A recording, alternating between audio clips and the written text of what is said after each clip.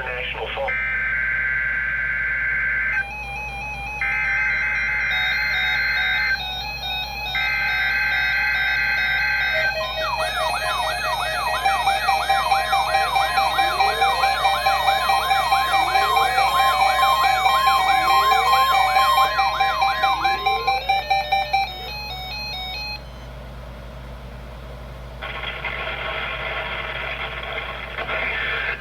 The National Weather Service in Chanhassen, Minnesota has just activated the warning alarm on 13 weather radio stations across central and southern Minnesota and west central Wisconsin.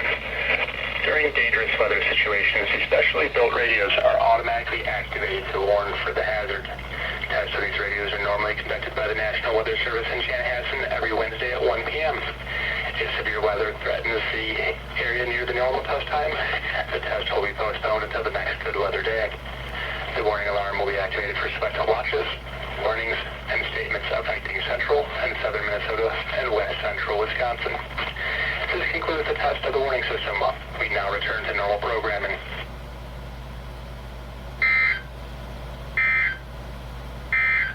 Now the